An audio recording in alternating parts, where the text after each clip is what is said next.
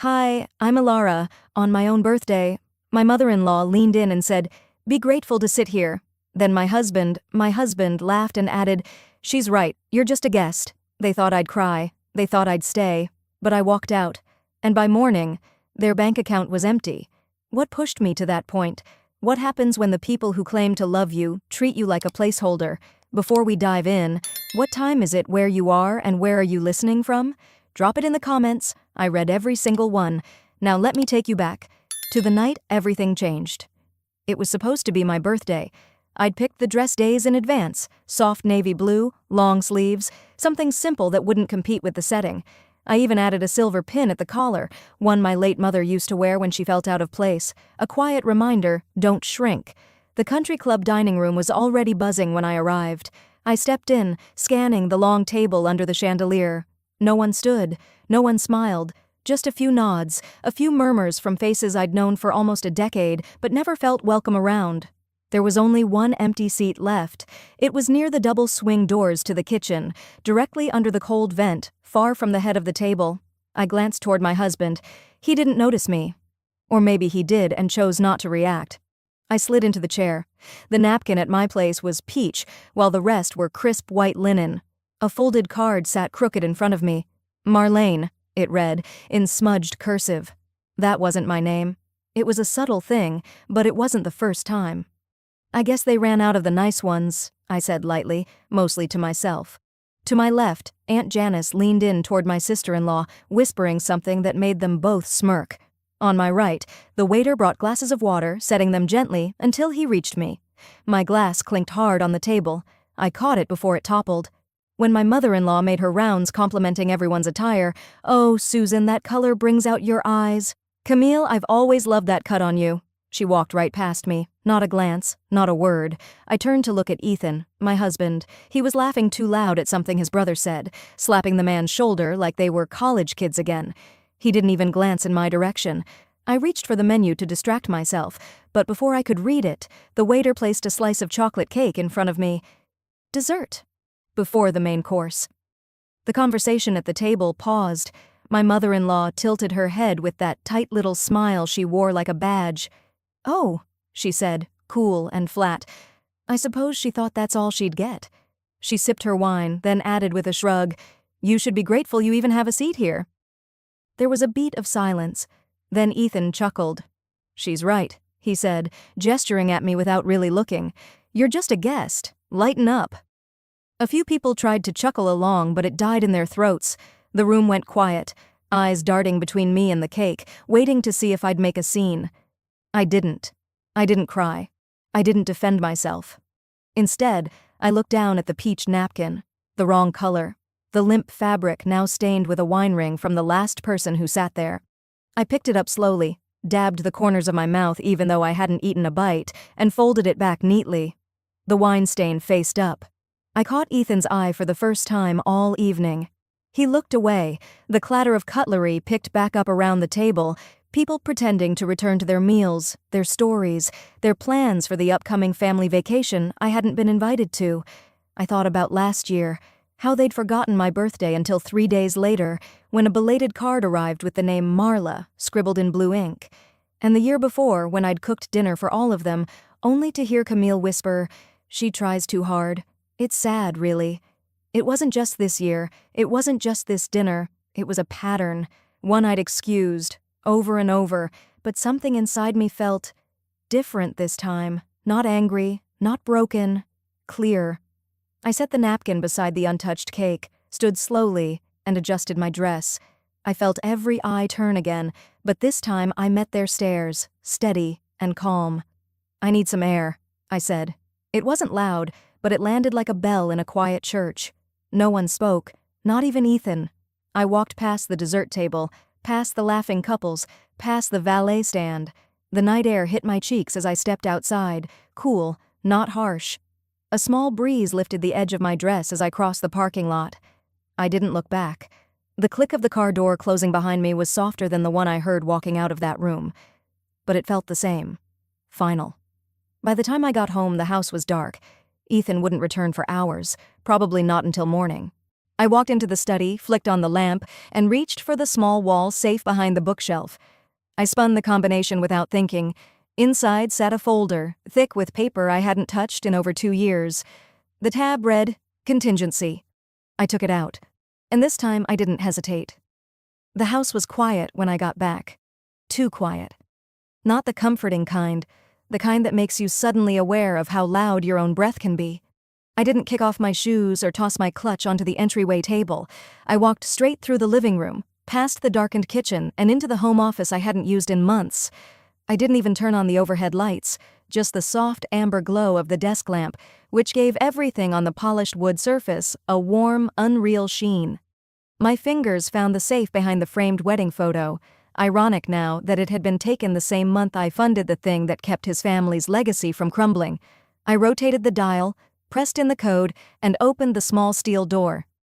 There it was, a navy blue folder with a gold-embossed tab that read, Contingency. I laid it flat and opened it slowly. The pages inside were crisp, untouched since I'd placed them there. Legal agreements, wiring instructions, routing numbers, and at the bottom, an email, printed in black and white, addressed to me, from their family lawyer. The signatures were all there. Mine at the bottom of the loan agreement, mine authorizing the transfer, mine listed as the grantor of the emergency funds. Theirs, her name, my husband's, even his brother's, simply filed under beneficiaries. No one else had contributed a single cent, and no one ever brought it up again. It all came rushing back, not in a wave, but in an eerie, quiet flow. 2 years ago, almost to the day. Their furniture business was bleeding, the recession had gutted their cash flow, orders delayed, suppliers pulled out. Their name, once whispered with pride in the community, was now being spoken with pity. That night, he'd come home pale as paper. "They're going to lose everything," he'd said, voice strained but not panicked, because he knew I had the means. Mom's barely holding it together. Dad's pretending it'll blow over. Would you? I had the money. I always had. My inheritance wasn't some lottery prize. It came from my grandmother's slow, smart investments in municipal bonds, trust certificates, and land nobody else wanted. She'd told me once, "Wealth is not for show, Marlene. It's for protection, for power, and if you're generous with it, make sure the deed bears your name." But I didn't want credit then. I didn't want anything but peace. I nodded. "I'll help, but anonymously. It's not about me." He kissed my forehead, said I was 1 in a million. For a few days he was sweet again, soft, grateful even, until the dust settled, and then silence. No thank you card, no acknowledgement, just air. A month later, his mother gave a toast at Thanksgiving. "We pulled through," she said, lifting a glass of overpriced wine. "Because this family doesn't give up. We work, we endure. That's why we're still standing." I had smiled, bit down so hard on the inside of my cheek I tasted copper, but I'd smiled. Even now the echoes of that night rang louder than anything I'd heard since. She'd looked me dead in the eye tonight and said, "Be grateful you even have a seat here." He'd laughed and nodded. "She's right, you're just a guest." And everyone just watched. No one spoke, no one intervened. I turned back to the folder and lifted the email. It was just a standard legal summary. Nothing flowery, nothing sentimental, but what struck me, what cut, was how clear the boundaries had been drawn. Marlene Quinn, grantor. Recipient, Laurel Quinn and Sons, LLC. The family business, the same one Laurel now bragged about, saving with grit. Just last weekend at brunch, she'd said to a family friend, "We've come so far, this business, built on sacrifice." And he, my husband, nodded with pride. "Yeah, Mom really pulled us through." I'd reached for my mimosa and smiled. Now, seated alone in the soft hush of my office, I logged into the trust management portal. My grandmother's name still topped the header, Estelle J. Farrow Trust. But my credentials controlled the keys now. I scrolled through the disbursement dashboard, each quarterly payout and dividend tracked neatly. Most of the earnings from the emergency loan had been filtered directly to Laurel Quinn and Sons, LLC per the original agreement. All I had to do was click. So I did. I froze all future distributions, then redirected any passive dividends to my personal holding account, not out of vengeance, not even for justice, for clarity, for acknowledgement. I stared at the screen, watching the loading icon spin briefly before the transaction confirmed. Then quietly, I said aloud, "Happy birthday to me." I leaned back in my chair, exhaled slowly, and looked around the room. The silence now felt earned. The house didn't feel empty anymore. It felt full of decisions finally made.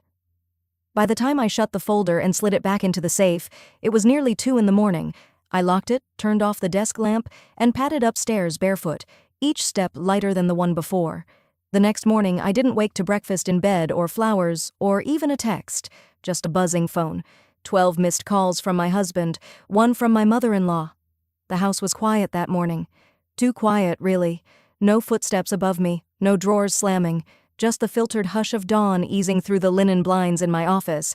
I sat there, still in the silk blouse I'd worn the night before, coffee cooling beside me. I hadn't touched my phone since I'd made the transfer. I didn't need to. But as the light crept across the floor and touched the corner of the desk, my phone lit up. 12 missed calls from my husband, 1 from my mother-in-law. No texts, no explanations, just desperation in digital form. I tapped the screen and put the phone on speaker. First voicemail, Jason's voice, low and shaky. "Hey, where are you? Something's wrong with the account. I tried to pay the tax bill this morning and the transaction got declined. Did you change something? Just call me back, okay? Please?" He sounded more afraid than angry. That was new. Jason never begged, not even when he should have. I didn't move. I let the silence stretch while the second voicemail rolled in. "Hi, sweetheart," my mother-in-law's voice chirped, forced sweet. "There must be a glitch in the family trust. We'll get it sorted. Just give me a ring when you can, okay? It's probably nothing. You know how banks are." I leaned back and stared at the ceiling. That fake little laugh at the end of her message, the one she used when she wanted something and pretended she didn't, was still there. But underneath it, her voice was thinner than usual. Tighter, like she was trying not to sound rattled. And that's when I smiled. She knew. Maybe not the whole picture yet, but she knew enough. 6 months ago, I'd warned them. Politely. I'd suggested maybe holding off on buying that marble and glass executive suite she just had to have downtown. The whole idea had been hers. A legacy office, she called it, something that honors the family name. Jason had chimed in like a loyal backup singer. "It's her dream, babe. Don't be heartless." The building was overpriced. The location wasn't even zoned for retail traffic. But they didn't care. Jason made it sound like it would kill his mother to hear a no. And because it was always easier to be agreeable than start a fire, I signed the authorization. Quietly. And now? Her dream bounced. Literally. While they were all asleep, still smug, still snickering, I had logged in and paused every distribution tied to the family trust, every quarterly payment, every automated transfer, every clause they didn't know I had the power to pull. The call came around 7:30, just as I was finishing my second cup of coffee.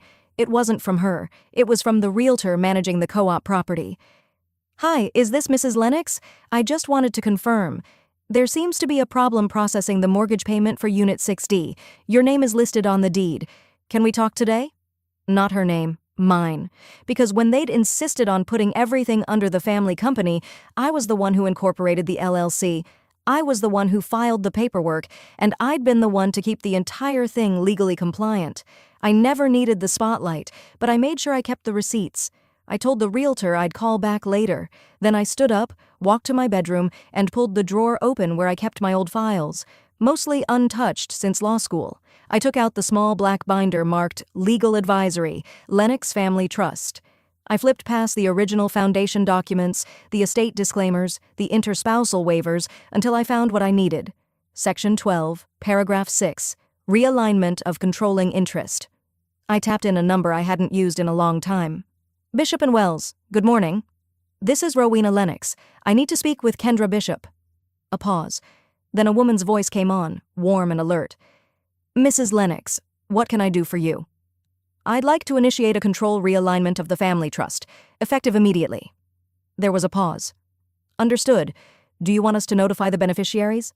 "No," I said, eyes on the sunlight now pushing across the floor. "They'll notice soon enough." I glanced down at my hand. My wedding band still sat there, shining too brightly under the light. I slid it off mid-sentence, let it spin on the marble surface. The metallic whir seemed louder than I expected. They mistook my silence for permission, I said, mostly to myself. They forgot who signed the checks. That moment sat heavy, like still air before a storm. I didn't cry. I didn't gloat. But something shifted. Not in them. In me. It wasn't about the money. Not really. It was about being invisible until I stopped being useful. That evening, the family group chat lit up like a house fire. Ping after ping. I didn't open it at first, but the preview alone said enough. Jason, you're destroying everything. I let the phone buzz until it ran out of charge. By the time the sun dipped beneath the horizon, the group chat had become a battlefield. My phone buzzed constantly on the kitchen counter, lighting up with bursts of panic, confusion, and misplaced entitlement. My husband was first. Ethan, you're destroying everything. Mill, where is the money? We had bills set to go out today. Sil, Monica. Wait, did something happen to Mom's co-op? She's freaking out. Ethan, again. Call me. Seriously, this isn't funny. I didn't type a single word. I didn't owe them explanations. Instead, I walked over to my laptop, opened the folder titled Contingency, Private, selected the PDF my lawyer had updated that morning, and attached it to the group chat. Trust Control Amendments, Rev 03 PDF 1 click, sent. Then I closed the laptop, and the room was quiet again.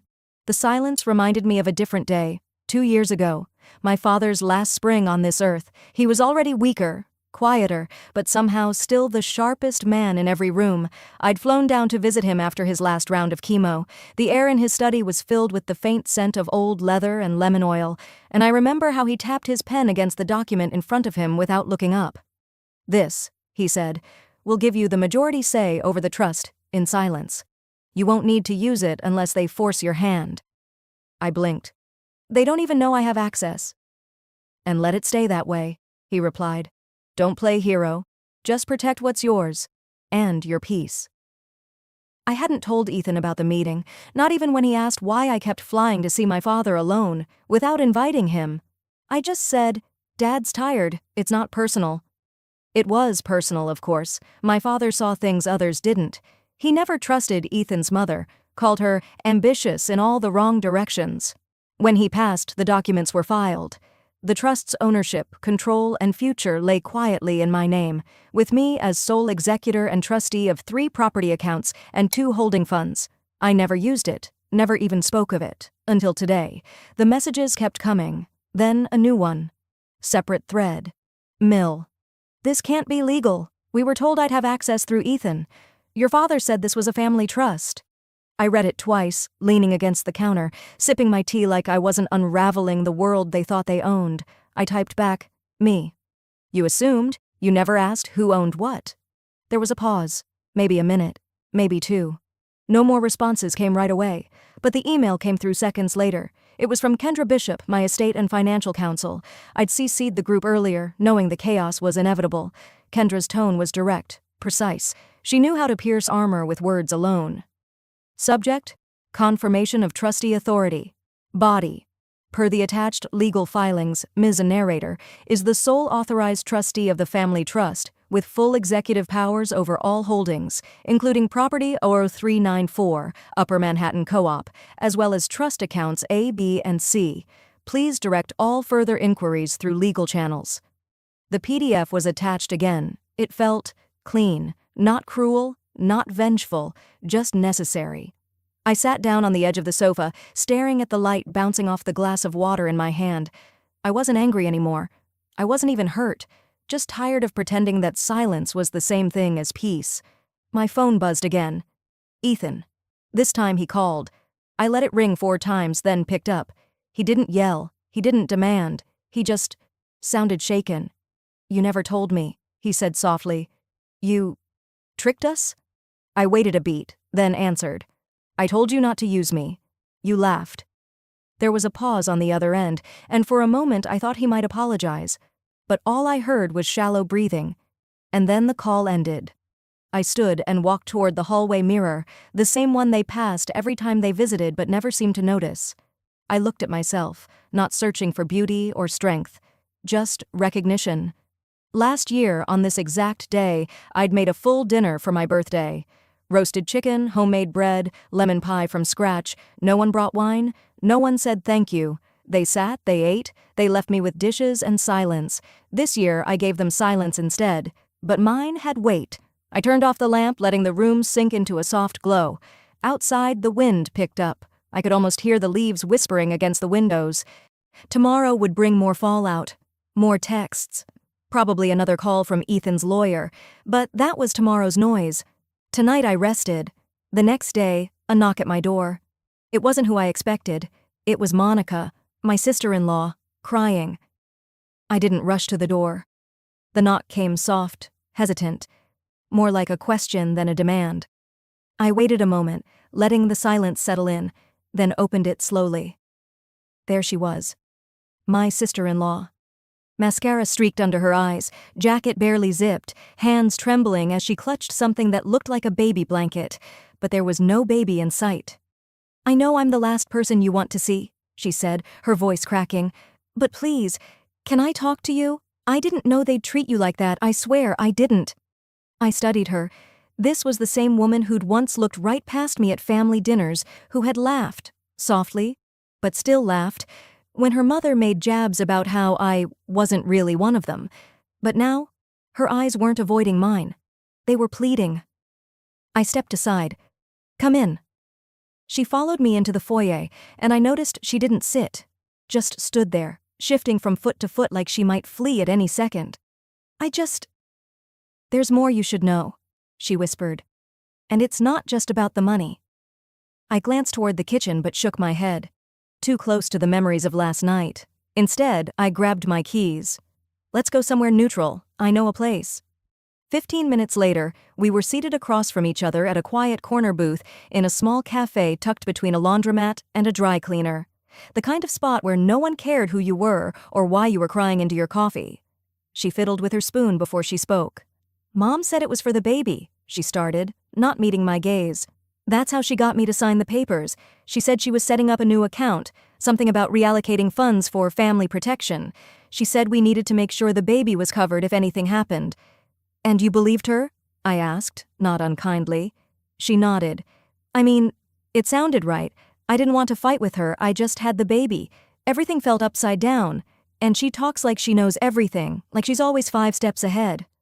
I stirred my coffee. "What changed?" She reached into her tote bag and pulled out a worn manila folder. Her fingers trembled slightly as she slid it across the table. "I found these in the nursery closet. I was looking for an old photo album. I wasn't trying to spy, but this folder had my name on it, and the baby's." I opened it. Receipts, bank transfers, notations in neat, slanted handwriting. Spa packages, jewelry, a high-end gym membership, a down payment for a vacation rental, none of it related to a child's medical needs. "She used the baby's trust?" I asked, even though the answer was right there in ink. She nodded, shame coloring her cheeks. "She said it was temporary, that she'd pay it all back, but the baby hasn't even been to the pediatrician in 3 months. Every time I brought it up, she said we were overreacting, that the baby was fine." I flipped to the last page. A transfer labeled "Gift, Family Compensation," totaling 5 figures, sent to an offshore account under her maiden name. And yet, the thing that stuck in my mind wasn't the money. It was a memory. I leaned back, eyes drifting beyond the window as the cafe hummed around us. Last fall, when I visited to drop off a handmade quilt, a soft blue patchwork stitched with tiny bears and stars, I remember her reaction. My mother-in-law snatched it from my hands and barked, "You're not the mother. You don't get a say in how we raise him." I remember standing there, stunned. I hadn't asked for a say, just wanted to give a gift. My sister-in-law had been behind her, holding the baby. She didn't speak. But her eyes had flickered with something. Regret? Guilt? I wasn't sure. Until now. Back in the booth, she was dabbing her eyes with a napkin. "I didn't say anything back then," she said, barely audible. "And I'm sorry. I should have stood up for you." I folded the folder closed. "I'm not angry at you," I said slowly. "But I need to ask you something. Are you here to warn me or to stop me?" She bit her lip. "I don't know. She's still my mom." I nodded. "And that baby is still your child. Which one are you protecting right now?" Her shoulders sagged. I just want this to stop. I want it to go back to normal. I exhaled. There's no going back, not from this. What she's done. It's not just selfish. It's harm. To you, to the baby, to everyone she manipulates. She swallowed hard, looked down at her coffee. So what now? She asked. I placed a hand on the folder. Now you prepare her, because this isn't about revenge, it's about consequences. We didn't speak much after that. I walked her to her car and watched as she drove off, wiping her face again with the sleeve of her coat. Back inside my townhouse, I paused at the foot of the stairs, eyes drifting toward the nursery quilt still folded on a shelf in the hallway. And I realized something. I'd never once heard that baby cry. Not during visits, not during family video calls, not even during the sleepless newborn months. Always quiet. Too quiet. I stood there a moment longer, feeling the weight of that silence settle in my chest like a stone. Then I went to my office, booted up my laptop, and began drafting an email. I didn't put my name on it, but I did attach the documents, and in the subject line I wrote, "Mandatory audit request, child protection flag." The cursor blinked for a moment before I hit send.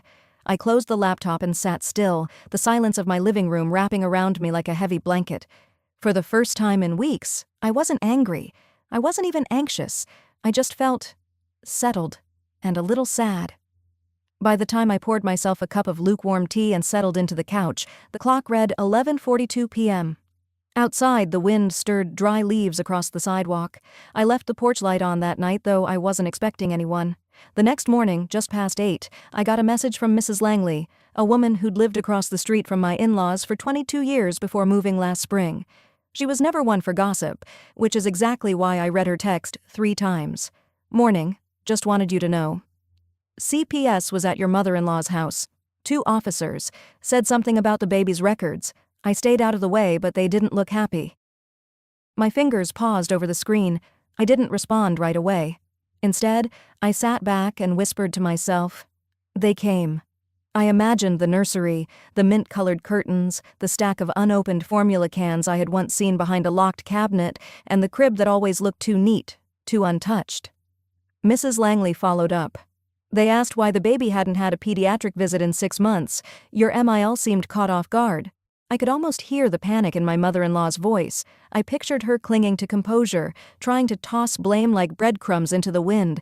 That house was a fortress built on fear, image, and cold control, and someone had finally knocked. An hour later, my phone rang. I didn't need to check the caller ID. Her voice was shrill, sharp. "What did you do?" she spat. "Don't you dare play dumb with me. Did you send someone to my house?" I didn't answer. "You listen to me. This is my family, my grandchild. You think you can tear us apart because your feelings got hurt? You're just bitter." Still, I said nothing, letting her fill the space with her own unraveling. She hissed, "You won't win. I will clean this up. Just like I always do." Then she hung up. Moments later, a single text came from my husband. Just one word. "Why?" I didn't reply. Instead, I changed out of my sweatshirt, grabbed the thick manila folder I'd kept hidden in a drawer, and headed into town. I had an appointment with a lawyer, someone who specialized in estate fraud and guardianship abuse. I didn't want to sue anyone. I just needed clarity. I needed the truth to have a witness. The law office was quiet, with the faint scent of old paper and burnt coffee. I met Mr. Denning in a corner room lined with books I doubted anyone had read in years. He wore a wedding ring that matched mine in age, and a face that looked like it had weathered family battles far messier than mine. I laid the folder between us. "These are the trust documents for the baby. Some are recent. Some look edited." He flipped through the stack, pausing at a notarized amendment from last summer. "Your signature's on this one," he said, pointing. "I never signed that," I replied. He raised an eyebrow. "If this is what it looks like, if they forged your signature on documents that redirected trust funds, that's not just manipulation. That's criminal." He flipped to the last page. My sister-in-law's name appeared in one corner, legally designated as a secondary trustee for family needs. I thought about the gifts my mother-in-law had paid herself, spa packages, jewelry, a $14,000 wire labeled consulting support, and a baby who hadn't seen a doctor in half a year. "It gets messy," Mr. Denning warned gently. "Even with this, courts hesitate when family's involved." I stared at the window behind him. It framed a tiny view of the courthouse steps across the square. It felt symbolic, how close justice could be, and how distant it still was. Back at home that evening, I sat at my kitchen table and watched the shadows grow long. I thought about what Mr. Denning had said, about how this could drag into years, about how it could turn me into someone I didn't want to become. Would I really tear down the house that raised my husband? Not out of spite, but to protect a child who couldn't even speak yet. I remembered my own childhood. The years I lived with silence, tucked away in corners, when no one listened, when being seen and not heard wasn't advice, it was survival. And I remembered that nursery, how clean it was, how still, no toys, no books out of place, no sounds. It wasn't about winning, it was about breaking the cycle. My phone buzzed again, a message from my sister-in-law. I told them you warned me. I told them I had no idea. I'll protect you if this goes to court. I stared at the screen, then slowly typed back, "Protect the child. That's enough." I didn't sleep that night. I sat near the front window, the porch light on again, the same way I'd left it before. At some point, I drifted off in the chair. Morning came with the sound of the mailbox flap. Inside was a plain envelope from the state. No return name. I opened it with trembling hands. Preliminary audit outcome. Further investigation required. I exhaled. It wasn't over, but it had begun. The envelope was thinner than I expected. No embossed letterhead, just plain white, like any other piece of mail you'd toss aside. But this one didn't go in the trash. I sat with it at my kitchen counter, fingertips resting on the flap as the words echoed in my head. Preliminary audit outcome. Further investigation required. I didn't open it right away. Instead, I poured myself a glass of water, turned off the stove where rice was quietly simmering, and glanced toward the nursery. It was quiet now. Always quiet. A strange kind of silence, not peaceful, not tense, just waiting. By morning, another letter arrived, this time digital. A formal email from a legal assistant, addressed to me. Subject: Request for private resolution meeting. It was signed by my husband, though I doubted he'd typed it himself. We believe it is in everyone's best interest to handle this matter discreetly and amicably. Please join us for a private discussion. The location: a cafe not far from the courthouse. The tone was rehearsed, polite, desperate. They didn't want a courtroom, they wanted control. I didn't reply. I just marked the time on my calendar and closed the email. The cafe they chose was one of those sterile chain places with loud espresso machines and a faint chemical smell of disinfectant, neutral territory. I arrived early, dressed simply, a navy suit, low heels, no jewelry except my wedding band. I still hadn't taken it off. I don't know why. They were already there. My mother-in-law was in her usual pastel blouse and pearls, clutching her handbag like it was a shield. My sister-in-law wore a soft smile that didn't reach her eyes. And my husband, well, he stood when I approached, like we were still pretending to be civil. "Thank you for coming," he said, gesturing to the chair across from them. I sat. "You asked for a meeting. I'm here." Their attorney, a man with thinning hair and thick glasses, introduced himself, though I knew who he was. I'd seen him at their holiday parties. He looked smaller in this light. My mother-in-law jumped in before anyone else. "You've humiliated this family," she said, her voice tight. "Leaking our financials, dragging social services into our home like we're criminals. Do you understand what you've done?" I looked at her. "I leaked nothing. The law acted on its own." She huffed. "You think this is about legality? It's about family, loyalty." My husband leaned in, voice soft like he used to when he was trying to coax me back from an argument. "We're still your family, despite everything." I turned to him slowly. "Were you, ever?" His mouth opened, but nothing came out. My sister-in-law tried to speak, then thought better of it. She just folded her hands in her lap, eyes darting from me to the lawyer. I reached into my bag and pulled out a folder, thick, heavy, creased along the spine from how many times I'd opened it. "I brought something," I said. I slid it across the table, tapping the first page with one fingertip. "It's from the original trust documents, your father's version, not the amendments filed later. This clause here, Section 14B, states, should the primary beneficiary demonstrate sustained patterns of negligence or behavior detrimental to the welfare of dependents, the trustee may reallocate assets to the alternate heir named." The lawyer adjusted his glasses, scanning the line. My mother-in-law stiffened. That clause was removed. she said quickly. "We had it taken out years ago." I nodded once. "Not in this version. I had it notarized, stored separately, legally archived." Silence thickened around the table. Her fingers twitched on her handbag. This changes nothing. You were never meant to be the heir." I didn't flinch. "Maybe not. But your husband thought differently." "Oh." My husband reached for the document, scanning it like he didn't already know what it meant. "You're destroying us," he said. "Whatever this is, it's not justice, it's revenge." My voice didn't rise. "No. You destroyed yourselves the moment you decided I was just a guest in my own life. On my birthday, you laughed at me like I didn't belong, and I stayed quiet.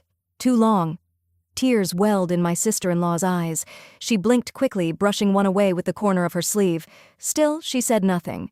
The lawyer finally cleared his throat. "We'll need time to review this," he said quietly. "But based on what I'm seeing here, it's legally binding."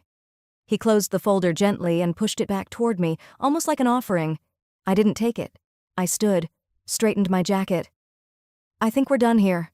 As I turned to leave, my mother-in-law's voice caught behind me. "You'll regret this." I paused at the door, hand on the frame. Then I looked back. Not at her, not at him. Just forward.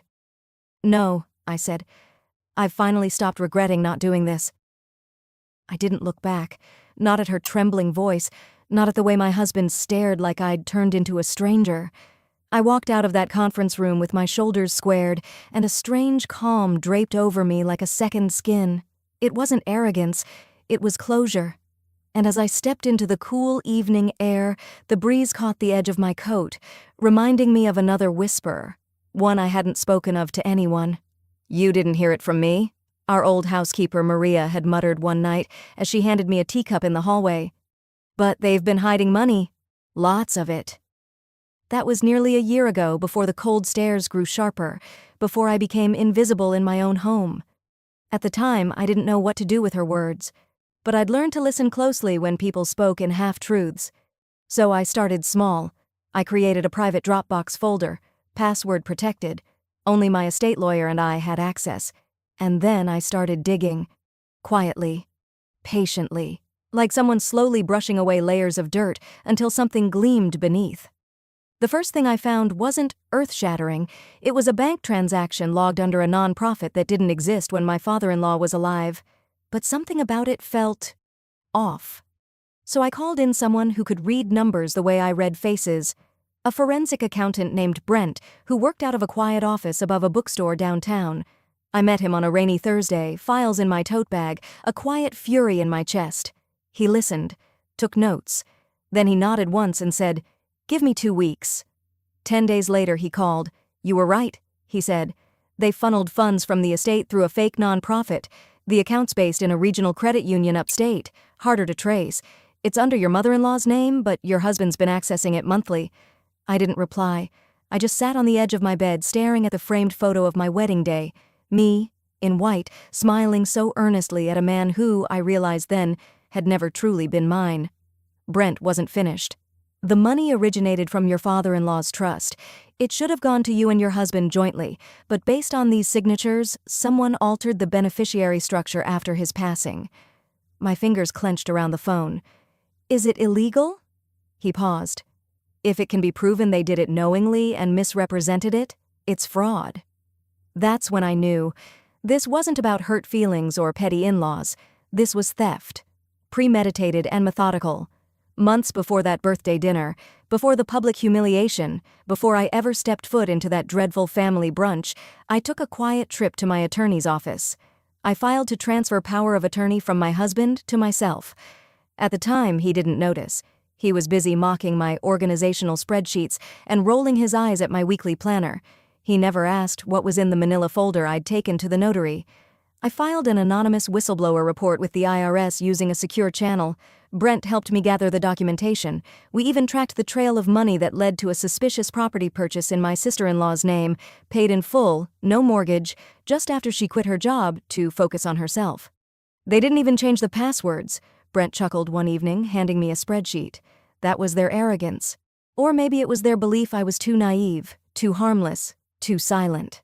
When the report was filed, I went back to my apartment, poured a glass of water, and sat still for hours. The kind of stillness that comes only when you've stopped being afraid. Weeks passed. Then months. I went on with life, visited my attorney quietly, paid Brent his fees, kept my head down. I didn't retaliate. I simply prepared. Until that morning. My birthday. She'd said, "Be grateful to sit here." He'd laughed and added, "She's right, you're just a guest." They had no idea they were dining with someone who'd already locked the doors behind them.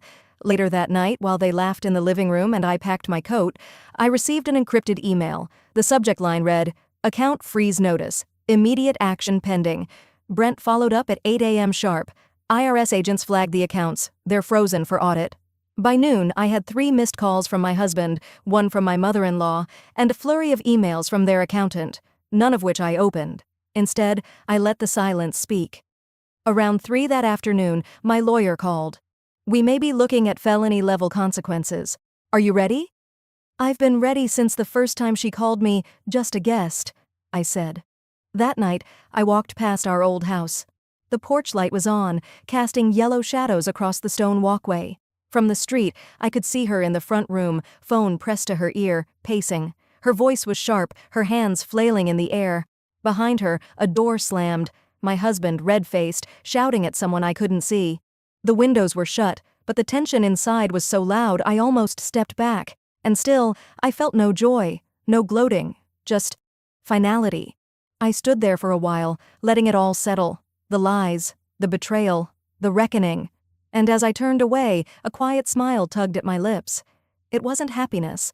It was something deeper. The kind of peace that comes when you stop explaining yourself and start reclaiming your name. The wind carried a trace of salt as I stepped off the sidewalk and took one last glance at the house behind me, the house that used to be mine in name but never in spirit. I didn't slow down, just adjusted the strap of my bag and kept walking until the street curved and the ocean came into view. The sidewalk ended. My path didn't. That night I didn't celebrate. I slept with the windows open, letting the ocean hush me to sleep. This morning, I woke up to birdsong and the smell of fresh linen. My new home is smaller, quieter, and unapologetically mine. No marble, no chandeliers. But sunlight filters through linen curtains, soft and warm, as if the house itself had exhaled after holding its breath for too long. I set the table for one. There's no cake, no bouquet. Just a plate, a glass, and a modest lunch I made myself. Rosemary chicken and roasted carrots. Jazz hums softly in the background, the kind that doesn't need applause. A small card sits to the left of my plate. I haven't opened it yet. I pour sparkling water into my glass and smile. "No guests, no games," I whisper.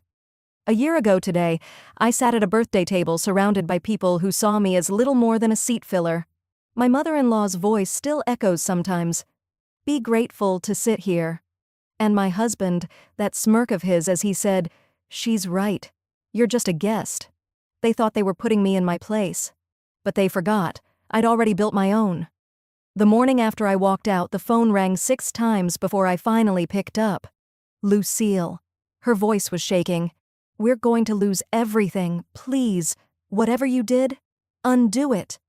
I didn't shout, didn't even raise my tone. "Lucille," I said, "I was never your guest. I was your shield. You just never noticed what I was holding back for your sake." She tried again. "We were family. That has to mean something." "No," I replied. "It meant something. Past tense." I hung up. And I didn't look back. My husband, ex-husband now, showed up the next week. He knocked like nothing had changed, holding a single rose like that would erase years of gaslighting and condescension. "Let's just move on," he said. "You and me. Start fresh." I walked over to the filing cabinet, pulled out the prenup he signed and forgot, and laid it on the table. He blinked like he'd seen a ghost. "You never had anything to start fresh with," I told him. "And I'm not in the business of recycling broken men." I kept the condo I bought with my own money, kept my name, and more than anything, I kept my silence. Until now. A few weeks later, I stood in the driveway of Lucille's home. She was hauling boxes into a moving van, bank foreclosure notices fluttering on the mailbox. She didn't greet me, didn't even look surprised. "Too proud to apologize?" I asked, more tired than angry. She glanced at me but said nothing. I handed her a manila folder. Inside were copies of every fraudulent transfer, every forged document, every shell account she thought no one would find. "Keep these," I said. "You'll need them when the auditors call." Then I turned and walked away. That was the last time I saw her face. Back in my kitchen, the jazz record switches tracks. I reach for the card, hesitate, then open it. "Happy birthday. I still think you overreacted, but I hope you're well. Lucille." No love, no apology, but maybe in her own twisted way, it was the closest she could get to remorse. I set the card down beside my plate. Breathe in the sea air. Exhale. There's no bitterness left, just clarity. Some people only see your worth when you're gone, others never see it at all. And that's okay. I eat slowly, taking my time. No interruptions, no snide comments, just peace, earned, not given. When I finish, I pour myself one more glass of sparkling water and raise it gently toward the open window. "Here's to peace," I say quietly, "the kind you build yourself." Have you ever had to walk away from family to find peace? Share your story below. I read every comment.